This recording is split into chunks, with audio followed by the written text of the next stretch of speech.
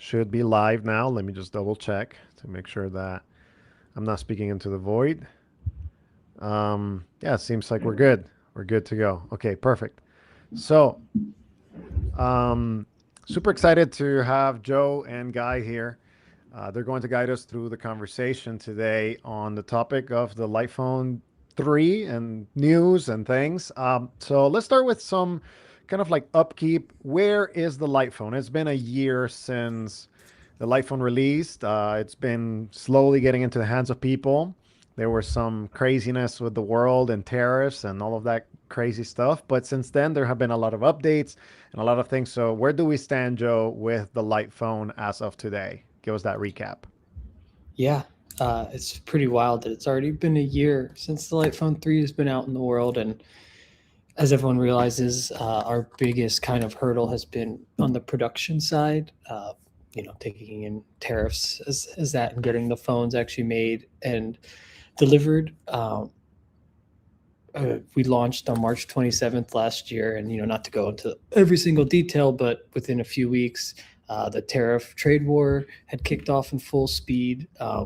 We were able to eat it for maybe like one of the two of the early batches, and then he raised the threats to 150%, which was completely impossible for almost any company to swallow, especially with our relatively limited margins, especially on those earliest pre-orders. So we paused production, and we were considering then moving to a different country. Vietnam was kind of one that our manufacturing partner Foxconn had identified. And then China doubled down and made that move almost impossible for all manufacturers, as retaliation. Then Vietnam got a whole wave of its own tariffs. So then we decided to restart our production in China, but that delay was really costly. We had to lay off all the operators and then rehire, retrain, and re-kick off. Packing up these big tools and everything is really quite a process. So we were about an 8-week delay then, and I think the combination of cancellations that we got, people naturally got fearful that, like, am I not going to see my phone, or fed up with the perpetual delays, which is all understandable. It's really painful, obviously, to lose a backer after committing to the project for a year, following along the updates. And it's not that our phone didn't deliver, it's that we couldn't deliver the phone. It's a more painful way to lose a user. And then I think what really sort of hurt us on top of that was that inventory financing, which is historically what we've used to kind of buy some of these long lead time parts.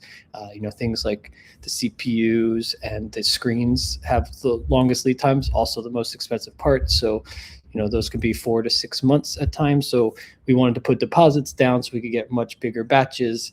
And usually we do sort of traditional inventory financing, but all of those lenders that we'd worked with over the years got very timid because of the risk that is now involved. Like, yes, maybe we have a plan for this current situation, but what if? And obviously, we kind of navigated the next 8 months or so in that kind of slow production outroll. So we were able to make phones month over month, but it was always less quantity than we had hoped. So it meant for most users, they experienced delays. And, for that, I just really want to say we're sorry. Like, everyone on the team was feeling those delays so personally. We would get an update from our suppliers with bad news about how much longer things were taking, and it would just really hurt us all, because the last thing we wanted to do is then relay that news onto everyone else. And obviously, we're responsible at the end of the day for delivering, but it was, yeah, that was one of the toughest years for us. And we had a lot of plans to grow the team, particularly the software team. And so we kind of actually had to like reverse course and tighten our belts across the board. And I think we just really tried to remain conservative with our resources to ensure that no matter what, obviously everyone had the opportunity to refund the pre-order. The money was there in case anyone decided to drop out, that the team could keep their jobs, confidently. But it just meant that we took a slower track for the rollout. And all things considered, I'm really happy that we were able to survive that and get back on our feet, which we mostly are back on our feet, which is really great.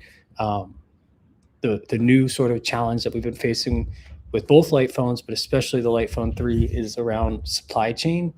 So unfortunately, as some of our financial issues got worked out, we got some investments from some existing investors to sort of like, really help us out in that time. Now we're struggling to get some components for the light phone 3. It's RAM in particular, the DRAM.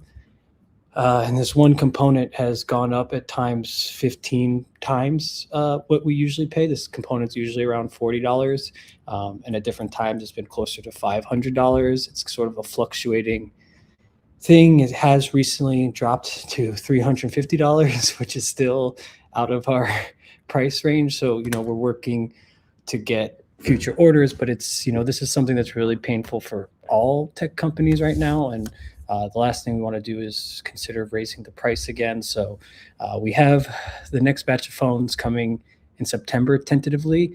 We're doing everything we can to see if there's any way to get memory on the open market so that we could actually deliver those phones earlier. But that's a sort of, unfortunately, worst case scenario, is that it might be until September. That being said, a batch of phones shipped out last week, and there's one that's just clearing customs. I think 2 days ago it cleared customs.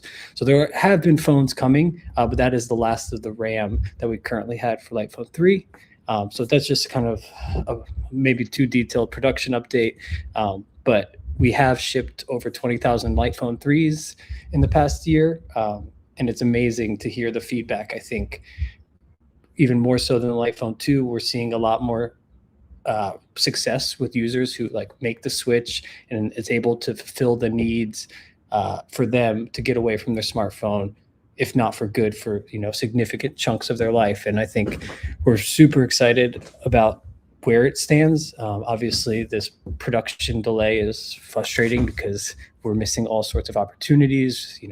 People want to buy the phone, but they don't want to wait till September. Obviously, retailers are interested in the phone, and we're having to push them back and back and back. But I am pretty confident that we will overcome this, as we have the pandemic and the other parts of the trade war. And then on the software side, there's a lot of exciting things happening. So And I'll that's why we're stop. here. No, that's good. Huge rant that's a now, great but update. That's a great update. No, and I think it allows us to know that here in the dome phone world specifically, you're a small company. You're fighting with other companies to get the RAM, and right now all the RAM is going to AI companies, or the big players and data centers and all of that stuff. And nothing is normalized because production is not normalized. So it's really good for people to know this, to understand some of the challenges, some of the behind the scenes.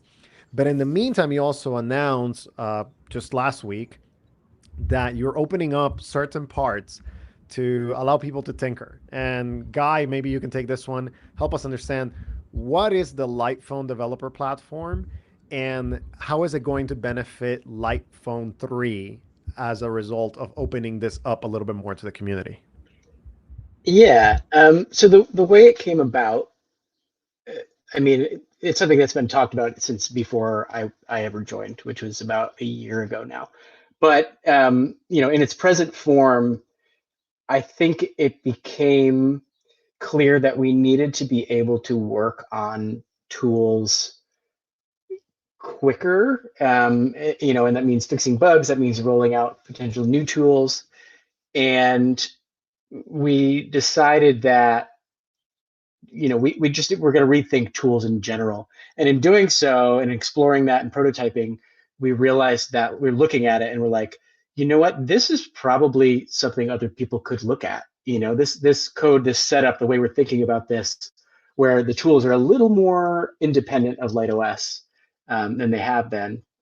They still coordinate with LightOS, but they're not like baked in.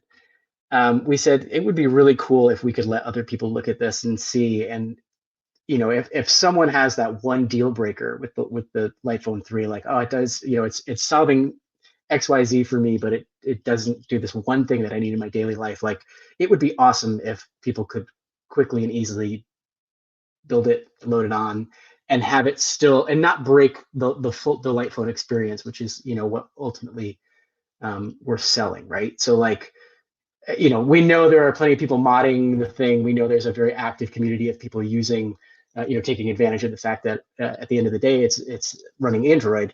But we want to find a spot in the middle where people can get that thing they need without having to go fully out of the light world. Um, so yeah, so it's really it came from us kind of redefining things for ourselves and looking at it and be like, you know what, this seems like we could safely probably roll this out and let other people explore it. So, Joe, there were a lot of questions, and we're going to go through a lot of them from the Reddit. And some of your questions, if you're watching this, make sure to put them in the chat. I'll bring them up as they are relevant. But, Joe, one of the themes of all of the questions was, when is enough enough, right? So we have this difficulty that now we're opening up the light phone for tools, and some of them make sense, like weather or two-factor authentication. No one is going to be watching their screen all the time and being quote unquote addicted to it. But what do we do with, are you going to allow YouTube? Are you going to allow email? Like what is the ethos behind, the philosophy behind this tool set that you're allowing people to access nowadays? And where do you put the line? You know, there's that funny, it's a meme now, but there's that funny meme of like vegetarianism or veganism that they say, like, where do we draw the line? And people are like, about here, or other people say about here, right? So where do we draw the line when it comes to apps, the developer tools that will be available, and just the overall, what will be allowed, what will not be allowed? Yeah, thank you. I think that actually nothing has really fundamentally changed in any way on terms of like what our light ethos is. Um, I think, as kind of Guy alluded to, we were thinking about, not to go too technical, how we can use APKs outside of LightOS to optimize the features that are already existing. So one of those is the camera tool. Another one is the keyboard.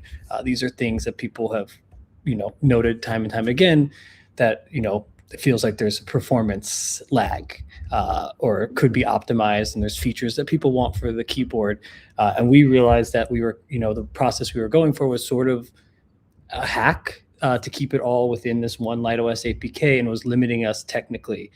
So we solved this for ourselves so that we could improve the camera, which hopefully will be coming, improve the keyboard, which hopefully will be coming. And as we started to explore partnerships with third parties, whether that was a potential rideshare tool or something like the Signal tool, Molly tool that we've been exploring, we realized that we were solving this thing that the modding hacking community that's already existing outside of LightOS could use. And then that kind of got us inspired to take that even further with the SDK and the tool library and the ability for people to start to share those. But where we draw the line, I think, is actually hasn't moved at all. I think obviously if a user really wants to jailbreak their phone and add something crazy like YouTube, like obviously I don't love that, but at the end of the day, it's your device, and if that's what you want to do. But if you buy a light phone and you want to stay in the light world, nothing will fundamentally change. Nothing that will be in the tool library is going to now have any sort of new entertainment angle or infinite feed. It's all going to still respect user privacy. There's nothing getting for your attention. We don't want something that you check and check and check again. And that includes something like email, which has some productivity arguments that could be made for it, but also is full of advertising and stress, and generally also just a pretty lackluster experience on a phone. So I would say, like, at the end of the day, like, we don't really think anything has changed. And I think, there may be a point where there's not too many new tools that need to be created because, for a lot of our users, maybe it's just one more thing or two more things that we just as a super small team haven't gotten to yet. But I'm also excited to see some more niche and creative tools that maybe like haven't even been talked about. Like, as an artist, I've always really liked this game, Oblique Strategies. It's kind of like a deck of cards where you'd pick one a day and take that into your creative practice as a kind of challenging mantra of like, play it backwards, or, it's all these funny sayings. I'm like, what if there was an Oblique Strategies that I checked and once a day had this mantra or something? Like, I think those are the kind of cool tools, but like, is that preventing me from using a light phone day to day? No. I think where the real benefits are going to come are things like you said, 2FA, weather, these sorts of ticket tools, perhaps. I think we're also going to see a lot of optimizations. And generally, starting this program is an invitation to get to know the developers that are interested in helping and to see how we can go further than just tools. And I think, it's no surprise to anyone that's been following us that like our small software team has been a bottleneck since, we launched the iPhone 2. We've always said like, oh, we want this tool in 6 weeks, in 8 weeks, and 8 weeks comes, and we're a little bit behind. And, that's what we've been sort of, rolling out so slowly over the last couple of years. And I think it just feels like the time is now to kind of expand on that. And if it doesn't seem like we're going to be able to grow our team vastly, like we might as well, like the amount of times I get emailed from users that are like, I would just so love to help, it's not like this idea just came from us looking for help in any way. It's just like, I'm just tired of saying no to people when we actually really did need help. So we just said, what might that look like? Let's start with something that we're already doing, that we're seeing people already do, and then who knows where this can lead. But fundamentally, nothing has changed from a philosophical standpoint. And can I add to that too, from the SDK side, just from a technical perspective?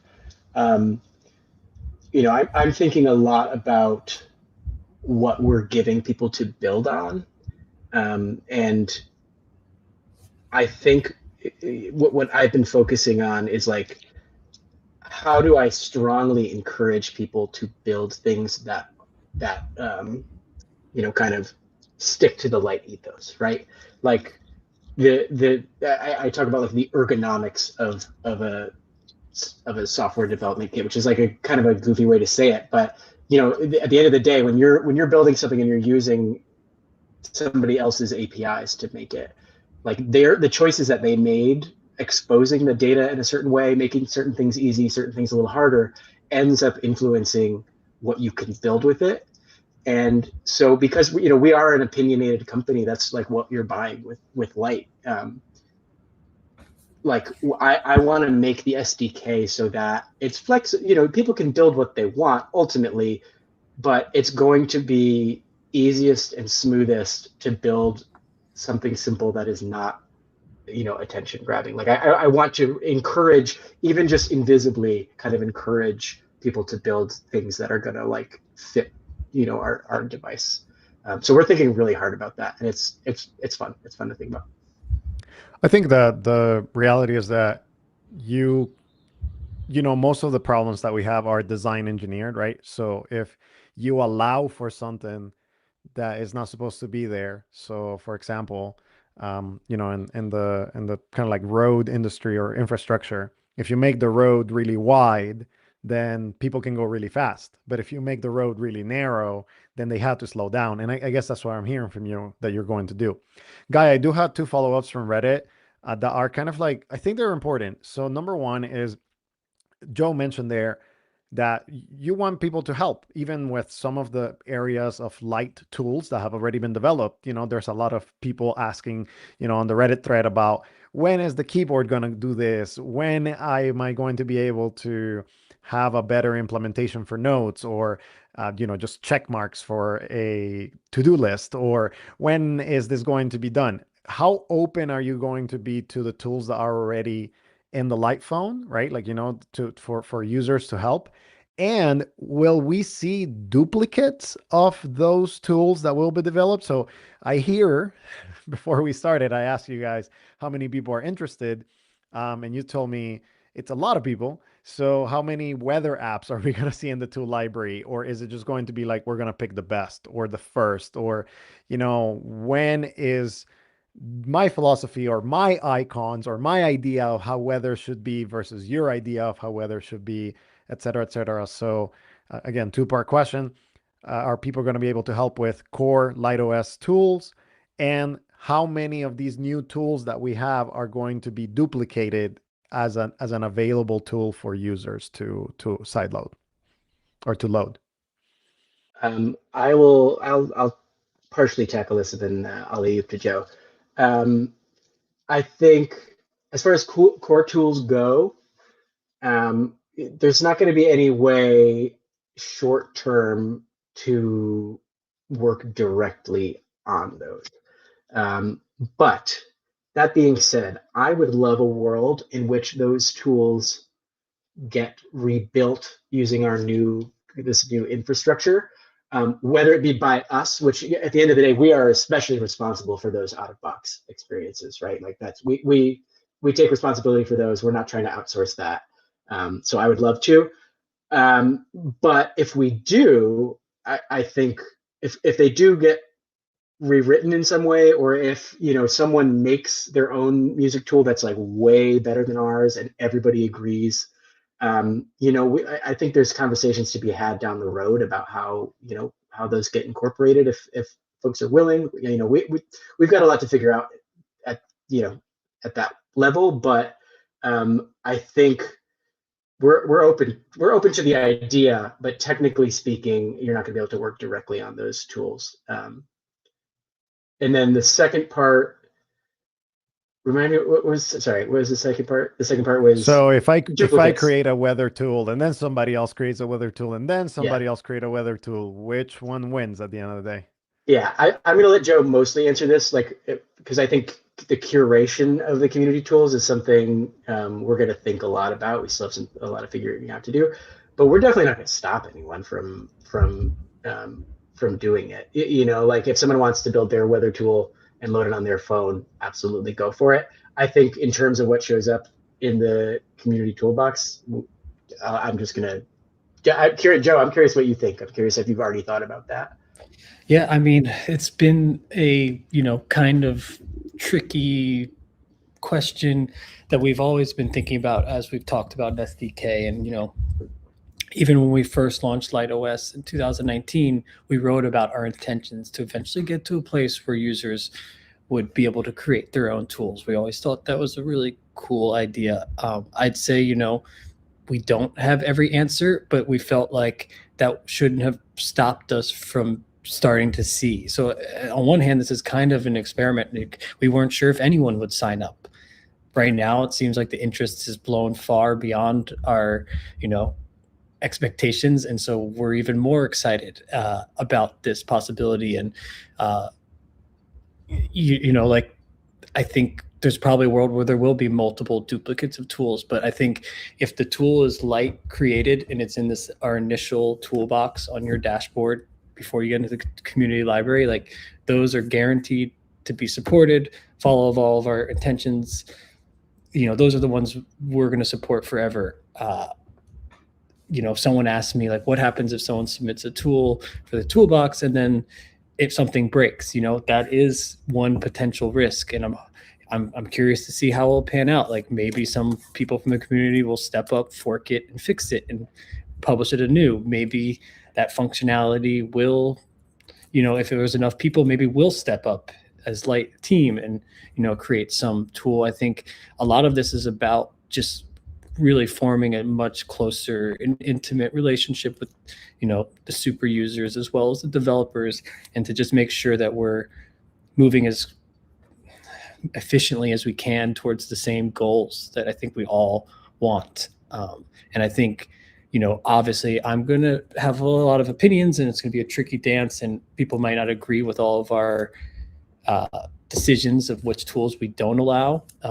There may be instances where we like functionally agree with the tool, but it's in a legal gray area with how it's working with some other platform where like we maybe can't support it on our tool library, but like users can share it amongst themselves on their phones more privately and otherwise. But, I think what I was really excited about was like I thought back to some of my earliest internet experiences. And I think when I first got on the internet, it felt like this really beautiful knowledge sharing potential, that kind of like utopian dream of the internet where I learned so much about cameras. I learned so much about video editing and all of this stuff just from lurking forums and people taking the time to share videos for the love of knowledge sharing. And I would just love to see some more of that come back in this sort of like app store advertising, every website centric thing. And not to say that like we're revolutionizing it in some over the top way, but I just feel like there's this untapped potential of people that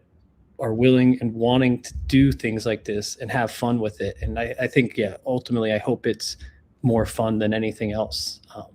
and that like people make friends through this, and some really cool things come to be. We're open ears at every step of the way.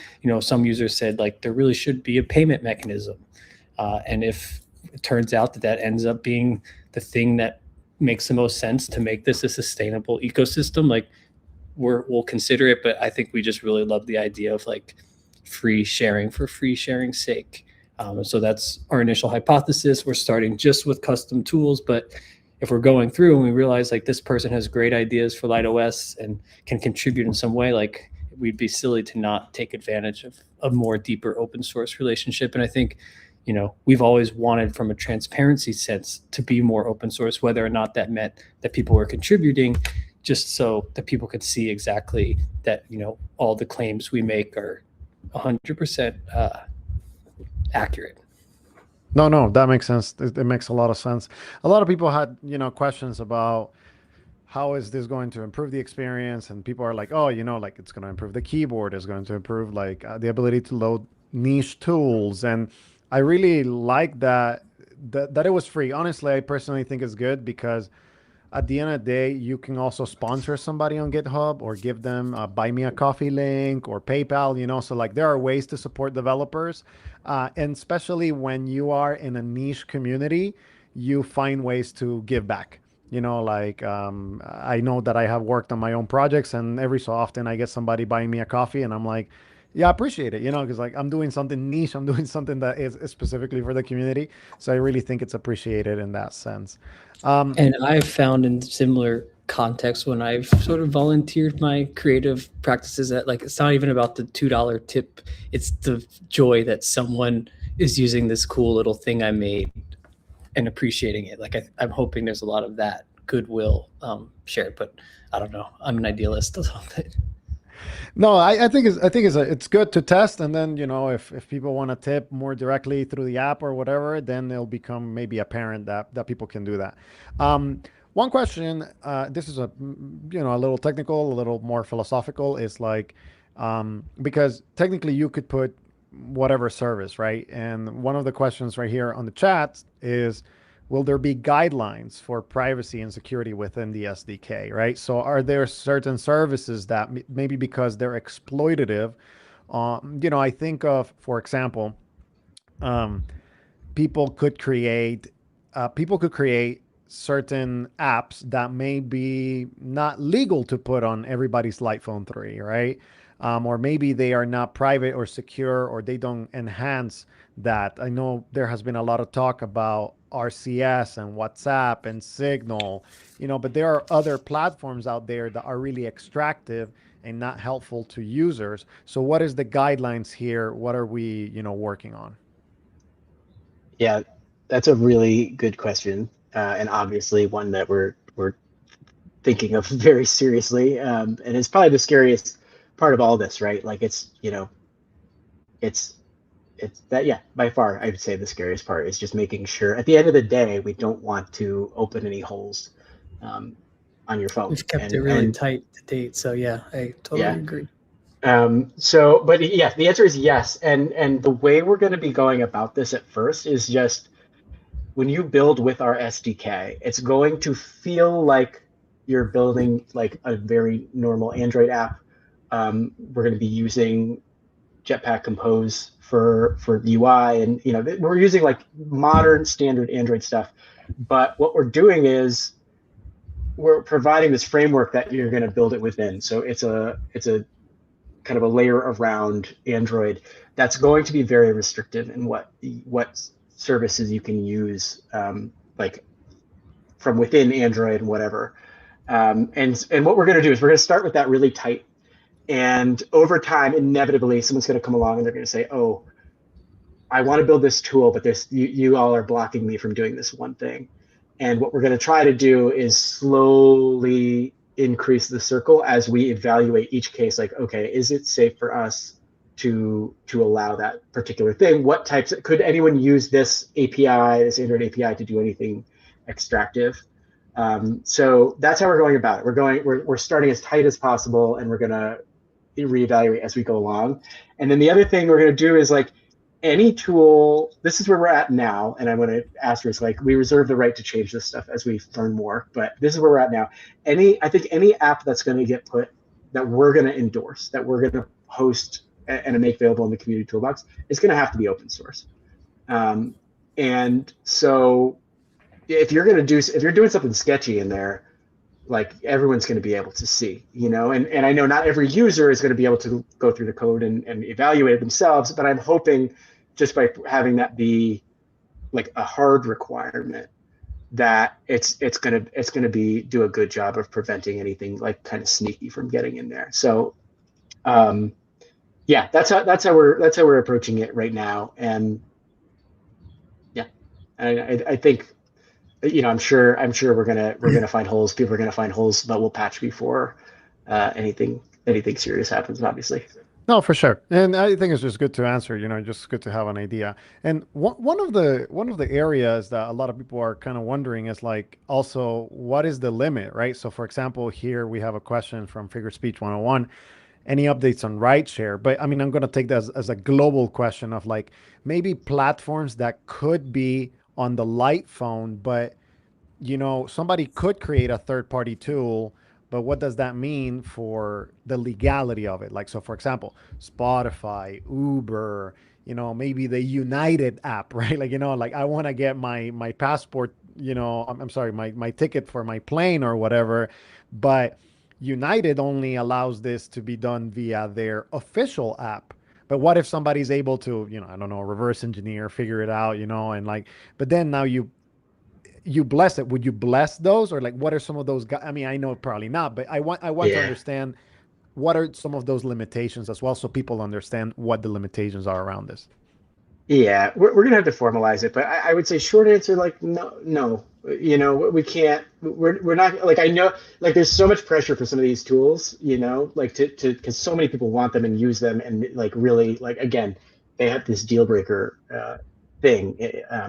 But we just can't put ourselves in that position. I don't think. I think we're gonna be pretty conservative, because I think that's what we're about, right? Like, we're not hyper incentivized to let people try to, like, bend the rules through, like, via our distribution channels. So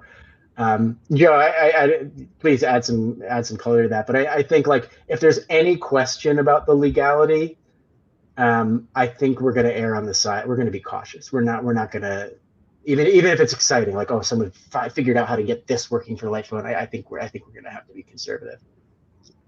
Yeah, I mean, I think that's basically the gist of it. But maybe, like, one technical hurdle we ran into that might be an interesting example is we've been working with Lyft directly for a while, trying to make a Lyft tool for the light phone. Maybe it's not obvious. Their co-founders, one of our investors, a user, big fan, big supporter, and even with all of his support, we were able to get them to commit to a version that took all of the advertising out of the app and changed a lot of their user privacy things in terms of location tracking. So, like, we got them to move seemingly an impossible legal thing, and they cut an APK that we were going to start testing. And then, because we don't have Google Mobile Suite certification, the push notifications wouldn't work and the app just kept crashing. So they would actually have to build it more or less using something like our SDK. So while I don't imagine a lot of these, like, third-party platforms are going to be possible with the SDK right away, we're moving to a place where down the line, if the light user base is big enough that probably not United Airlines, but some company was like, hey, we want to make our app on iOS, Android, and Light OS. These are the tools that people can start to create tools. And if their app isn't some exploitative thing, but actually just a way to get your synthesizer to sync with your something, or some kind of tool to use in conjunction with your other objects, then, like, maybe it would make it into the tool library at that point. If you wanted to try an APK that's unblessed, not built with our SDK at all, like, download WhatsApp APK and put it on your phone, like, you can try, but things will be wonky because of the screen size. Things might not work because of the lack of these certifications and otherwise, but that will be possible through the developer mode. And it will be a lot easier than it currently is if you wanted to do those things. But for us, we're kind of like, that's on you. And if that experience is poor, that's sort of out of our control at this point. But we're creating the tools so that people could, in the long run, hopefully start building tools to support our ecosystem even further, to encourage that kind of growth. But it's a little bit of a chicken and egg, you know. Joe, you like became very, very close to answering this question from Daniel. Jose, if you can throw it up on the screen. Yes. Comments on the side. Will the open source requirement be upheld if companies want to make apps specifically? I would say yes, unless the company like reaches out to us directly, and like Joe was just saying, you know, we've had partnerships in the past, but that's not. I don't think that counts as the community tools. That's kind of its own thing. But if a company can make their app open source with the SDK, like heck yeah, you know, like we'll assuming it doesn't break our standards, like yeah, we'll bless that. But yeah, if companies want to work with us, I feel like they should reach out. Okay. Yeah. No, I agree. An example of that would be like maybe here directions. Like we worked with them and made our directions tool. We're using their SDK, and we are vetting and trusting and knowing that they're not using any of our user location, and that's what we're paying them for, their services. And so like, yeah, there may be those world, but I love the idea that everyone, any company would have to uphold that open source. And, you know, if they're not, you start to wonder why. Yeah. Right. It has to be some sort of like a security matter, right? Like, you know, where you're hosting a certain part is extremely proprietary, you have competitors, yada, yada, yada. But that's why you would reach out, you know, and you would create a completely separate tool, and it's more like an official partnership instead of a community development tool, which I think it makes sense, you know, especially, I mean, I'm thinking like quote unquote trade secrets, right? Like there's a reason why streaming platforms like Tidal, Spotify, and Kobu's, they all have apps that are not open source. It's not because they can do it, but and it might be like label pressure. Correct, exactly. We're talking to some streaming platforms, and there's a lot of requirements that we would have to meet on a device. It has to sync with their cloud within 24 hours, or the song can't be played offline because they can't verify how many counts it has. Like they have such crazy things. They probably won't be using our SDK. I was thinking more of like niche hardware kind of things from the get-go. But yeah, I mean, obviously in the long term, we'd love it if all things wanted to play more nicely with the light phone. Yes, for sure. Understood. There were some questions about compatibility. You know, it's been a year and we're still waiting on the famed AT&T certification. There were other questions more aesthetically, like, will we get a silver light phone 3? So where are we on compatibility, not only in the United States, but around the world? What are some of those things that could be improved, or what is on your radar about this? Yeah, certifications has proven to be an incredibly painfully slow process. I'm relieved to say we have passed the AT&T certification, although it's not implemented yet. We're in the bureaucratic kind of limbo right now, but we celebrated a few weeks ago when that finally got over the finish line. There's a lot of weird regression testing, and as months go on, new requirements get put into place. It's really it's not a friendly thing for a small hardware company. Usually teams like Apple would have whole teams in each carrier working with them from day one, and Qualcomm and Foxconn sort of pitch these things as a little bit more plug and play than they actually are. And it's not like there's a lot of like knowledge about this online, and so we're always pinging these companies, working with them. But I will say with the iPhone 3, we are getting more attention from all of these carriers than we ever have previously for different platforms. T-Mobile is already working as expected. The AT&T certifications should be live hopefully within a few weeks. By the end of the month, I would be really surprised if it takes longer than that. And Verizon is trailing that, but in motion as well. All right, good to know. But we are very excited to not waste any more dev energy on these relatively bureaucratic things. Like these phone calls are infuriating and slow, as you can imagine. I know the feeling of having red tape on a product, and that slowing down your progress when you actually want to. I just saw the note about KPN in the Netherlands. That's an interesting one, in that like we've been tagging different teams. The issue is that for some reason, the way they have their calls set up and something on our probably deep Qualcomm side is causing incoming calls to show as unknown number. They have not been responsive in any tangible way, and they keep pointing us around different teams. And so that's unfortunately a pretty common experience with us and some of these big carriers, is that no one's actually taking responsibility to see this problem over the finish line. So I don't have any tangible update for KPN, but I do ping them every month and ask for updates, and then usually it's a punt to someone else. We haven't given up. And That's they fine. are interested, it seems like, in a potential partnership with iPhone, but we're like, if we want to work together, we need to make sure the phones work. So, it's Yeah, no, we appreciate the update. I mean, sometimes the update is we're still trying, and not necessarily we have a solution, but we're still reaching out. There are some things are happening. I just want to highlight this one. I thought it was interesting. I mean, this is something that happens with a lot of people that have kids, and they're 5, 6, oh, 12-year-olds say something like, "I like your new phone. You look at it less." It's true. It's very true. It's a sweet, just kind of like reality and testimonial of people, but you do look at a device that does less because, again, it does less. There are some important things in kind of like ideas of um, what are some of the updates that are more kind of like recent? What are you testing right now? In the meantime, that we get to the tool library, people are like, there is a music update or album art, or what about like a few, I think I saw another one here, small thing, clarification for, will there be anything new for the Light Phone 2? Like, what are some of the things in the meantime that we get to the community tools and all of that? Where do we have this? Can I yeah. talk about the music for a sec, Joe?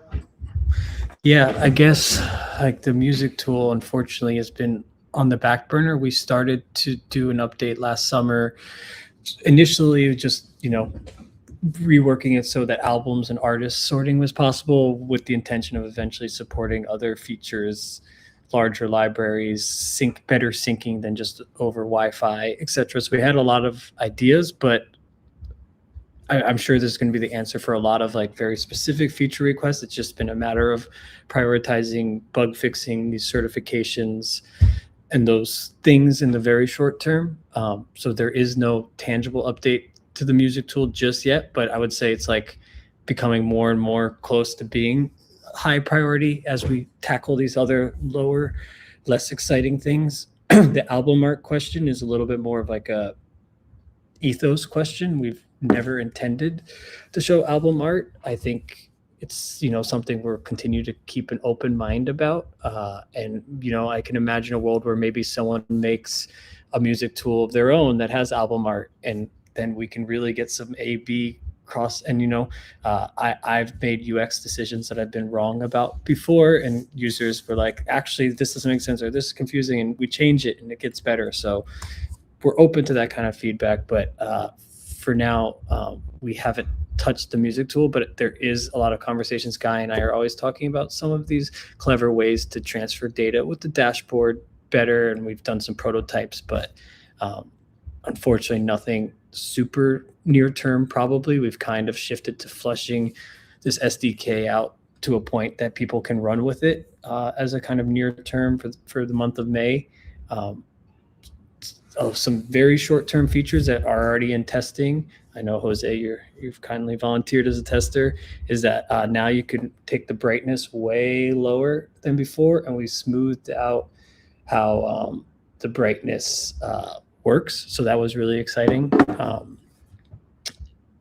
There's a couple of other minor bug fixes in that one. I think that was probably the biggest feature. Obviously, a few months ago, we rolled out audio messages. I think that was a pretty exciting, simple win. And we have some other low-hanging fruit ideas that we want to get to, and I'd say music is, coming up pretty quick on that list. The one big thing we're working on that really inspired this SDK is the camera tool. I'm sorry, I just lied. This Signal collaboration, and it's not a great example because we're not building it 100% from scratch like we imagine users might for our proper SDK, but it's helped us to solve a lot of things that will be crucial to the SDK. And I think that's going to be really exciting in light of different challenges with RCS, and then also just having the ability to have encrypted, free internet-based messaging and calling, and potentially even video calling through that tool is really exciting. So that's been one big thing we've been pushing for, because we see how painful some of these setting problems can be for users. Can I Can you wait? Can address? I jump in on the music thing really quick? Go for it. Oh yeah, Um, you might have more exciting details than me.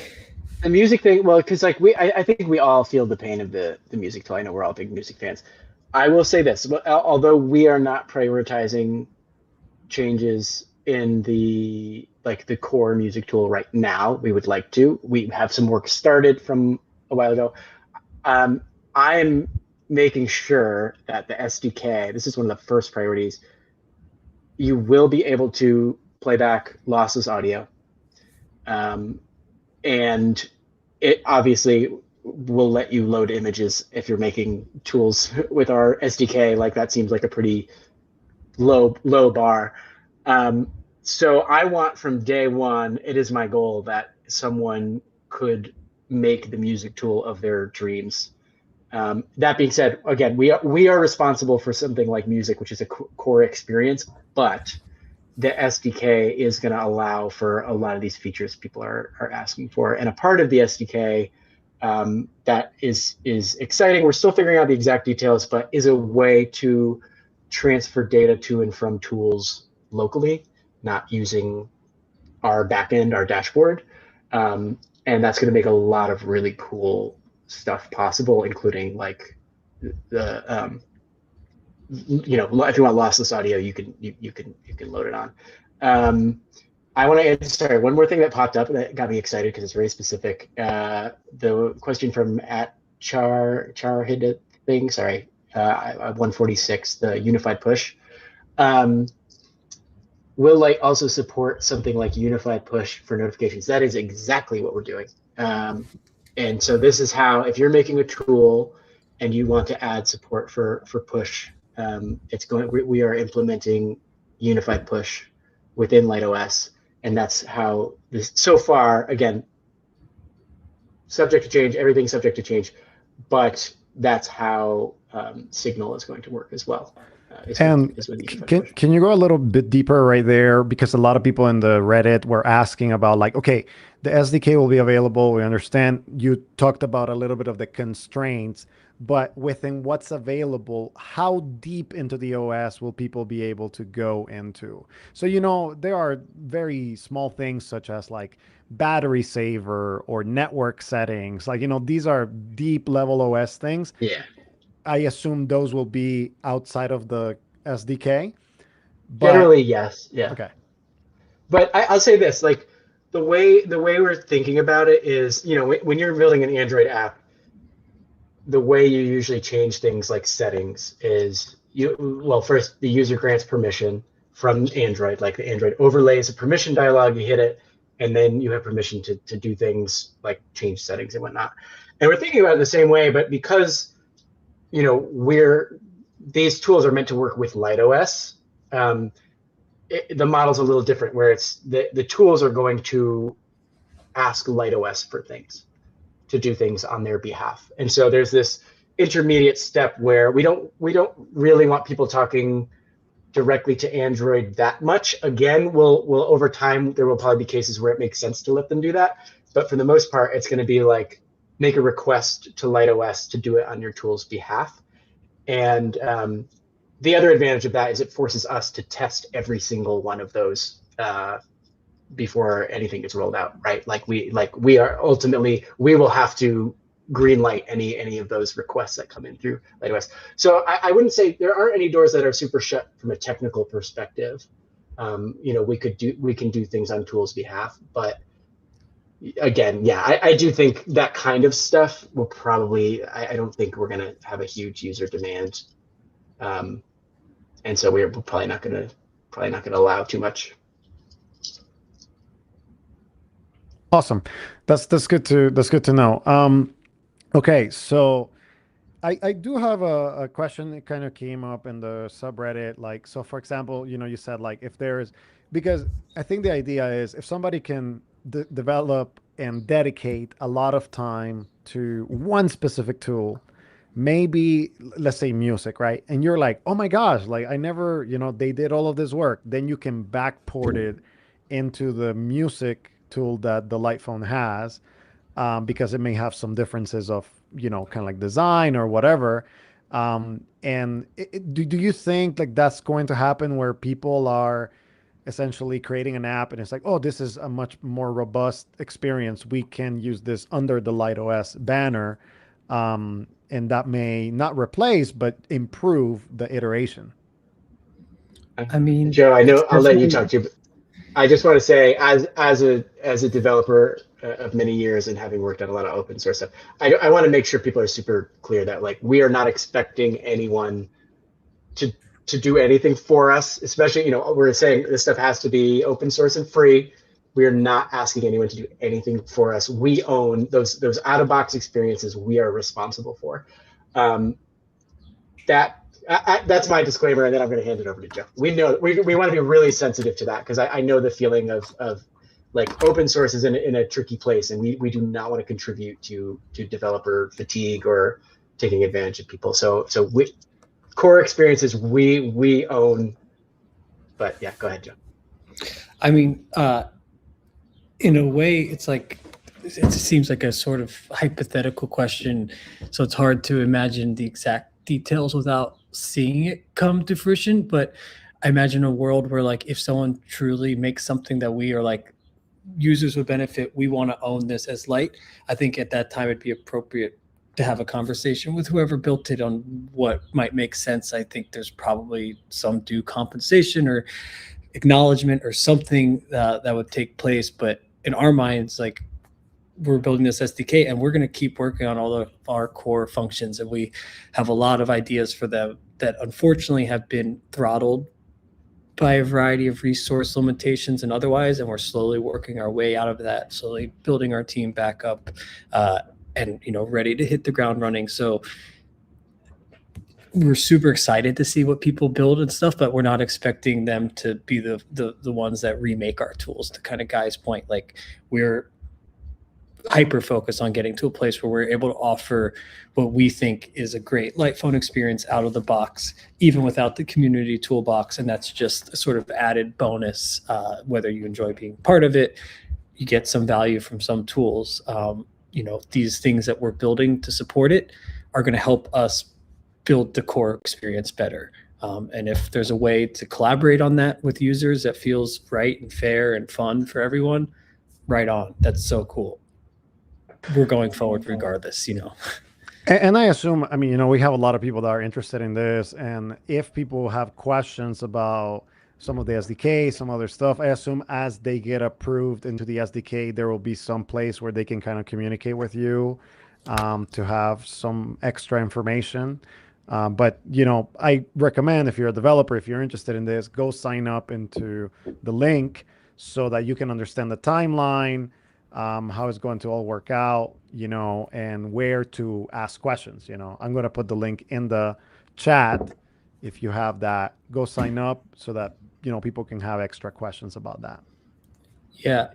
In response to that specific question about where to go, like, signing up is definitely the best place. We're still getting a little bit of feedback from some other open source projects on like best practices for communication, but I ultimately believe it'll probably live around a GitHub. And we want as many people to be a part of it as possible. So it's not like you're applying and we're only going to let so many in or something. I think everyone's going to have the opportunity at that point, but also applying doesn't, come with any sort of obligation by any means.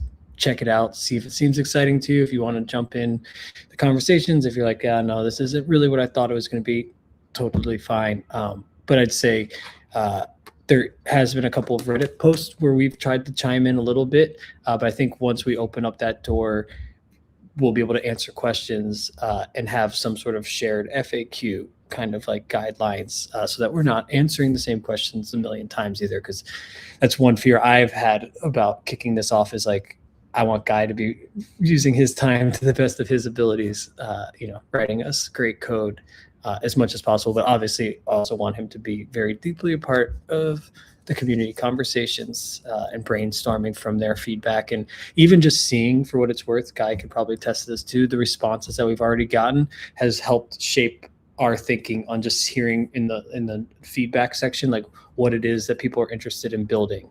So we can start to make sure, like, is that even going to be possible with our SDK? Would that be possible? How might we make that possible? So it's been a great start already. Maybe there could be like an Ask Us Anything thread on Reddit might be a good place in the short term, so it's more public. But I think in those specific channels that we move to for the developer program, that's probably going to be the best place. Awesome. Good to know. And again, I posted that link in the live chat. I also put it in the description of this video so that if you're watching afterwards and you're looking through the timestamps, then you can go through that. Those are pretty much all the themes. So, what I did is I kind of compacted all the themes. But there are a lot of like small niche things that people are still caring about. RCS is one of them, as we know, little things with the calendar, eSIM. So Signal, I guess that's a big one, since you said that you're releasing something sometime. Will that become public before the community tools or after? We'll definitely be testing it before the whole tools are available. And our plan is to actually probably beta test that with interested developers or testers from the program as well. It won't be like in secret, but our idea is to launch that as an official light tool eventually. Exact timing TBD, but Guy and I were having a chat about where we are at this morning. So progress is being made, and like push notifications was one thing that we were working on specifically this morning. And there's some UX things that I need to think through, because right now there's only one tool that notifies you via an asterisk, and that's the phone. But now if you have Signal, how do you know if it's from a phone or Signal? So these are some of the things I'm going to be thinking through. I might use the dev platform as a way to get feedback on designs and stuff like that. But I don't have an ETA just yet, and have been trying to avoid those just because I know historically it's been a hard thing to nail down with other moving pieces. No, understood. There are some other community questions. I guess I'll close with this one. There are a lot of other, somebody said 2 asterisks. That's funny. Instead of 1 asterisk, 2 asterisks for Signal. But there's some like people that are like, hey, the light phone has a lot of these future proofing mechanisms like NFC and fingerprints and some of those things. Like what's the status on that? How is that going to be? And then I'll ask you one more Ethos question to close. Yeah, and another one I wanted to touch on too about the light phone too, but briefly talk about the hardware on light phone 3. Technically the NFC chip is already working and enabled for us. We just don't have a feature built that uses the NFC chip, and the most notable feature that people think of is a digital wallet, but there needs to be a platform to utilize the digital wallet that has all the relationships and encryption and things to actually hold credit card information and share that. So we've started some high level conversations with partners, but that one seems to be a very large undertaking given all the regulation around that stuff. So digital wallet probably seems far away, but whether users can use the NFC for other neat things in the meantime, whether that's like maybe contact sharing or otherwise, that's probably a lot more possible. Fingerprint, Guy actually had a breakthrough the other day, and we might be able to do a lot more of it directly from LightOS. So the fingerprint sensor is working. We just haven't built the mechanisms today for it to fully live on the phone, but that's a work in progress, sort of alongside with this. Longer than we wanted it to be, but on its way. And then, we have a bunch of features ticketed out for different things around the wheel. I know one that we really want to get is to change how to do the flashlight to be less prone to accidentally turning it on. But in that, start to think about other ways that it could be programmatically customized. And then to briefly chat about Light Phone 2, which, it's kind of unfortunate that in building the Light Phone 3 and Light OS, our vision was always to merge the two. And so that as we developed, things would sort of just naturally work across both Light OSs. And technically that proved to be a lot different of a experience than we realized. And it really hasn't been possible to date. There's just too many differences between the devices, the different versions of Android, the different screens and such. And I'm probably not even naming all of the actual technical hurdles for that. So right now we are having to build separately for the two phones. I do want to bring any of the big features down from the Light Phone 3, especially our core features, to the Light Phone 2. We're not opposed to even creating a unique SDK for users for the Light Phone 2 one day, but unfortunately and realistically, right now we're focusing on this Light Phone 3 specific SDK. But if there are any features or bugs that you are still experiencing on Light Phone 2, definitely make sure they're on our radar, because we do have a backlog of some of those that have been slowly tackled. And we want to make sure we get to them. And then sort of finally kind of addressing some of these other features that I see come in, like they're all on our radar for the most part. And we are planning a new user survey now that we're kind of got this immediate work ahead of us. We want to look towards the rest of the summer and what kind of other OS specific, maybe more niche things we can do, whether that's, I saw some about customizable emojis. That's on our radar and part of our thinking in rebuilding the keyboard. So some of these features are already in motion. And I think, the rest of the year, we're going to see a lot more progress coming month over month. If I can jump in for one sec too on the Light Phone 2, Light Phone 3 stuff. Part of this whole thing, this developer program and this new way of building tools kind of came about because of that. We have been building our software under the assumption that things should be able to run on both, right? Like when we build Light OS, it is still technically compiling for both. Obviously, compiling and actually working are two very different things. But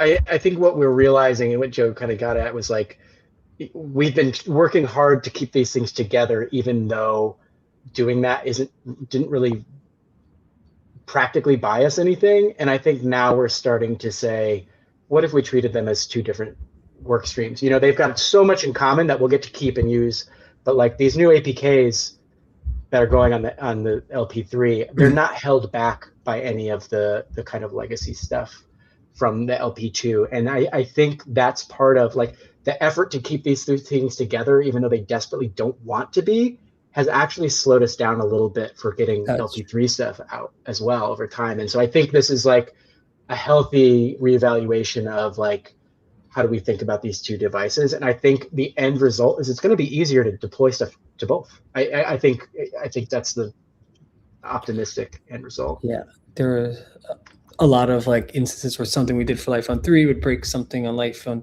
2, and then investigating that took way more time than if we just had done it in a more isolated way.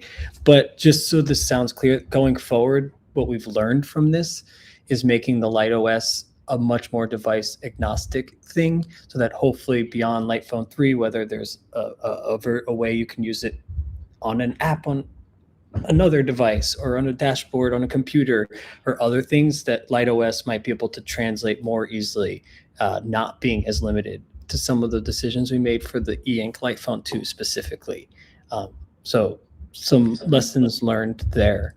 And then one final note for Light Phone 2, there is a big production of Light Phone 2s happening at the end of May. We were able to secure some of these outstanding components. It doesn't have the exact same RAM chip, same issues with cost and things being crazy, but that's going to be really exciting that by the end of June, we should have fulfilled all of those pre-orders and might even have some left over for inventory. But if you did want a Light Phone, the Light Phone 2 is going to be the next one publicly available around late June, July, depending on how many pre-orders we get from now till then. Good to know. Good to know. Awesome. Joe, Guy, thank you very much. This hour has been great to get a little bit more understanding of where light is going. Always like to close with more of like a philosophical question, but what are you finding that is amazing, or what are you finding that is working for light phone users right now, or maybe in your own life? Like, how is the light life um, affecting you now, 6 years in, 7 years in?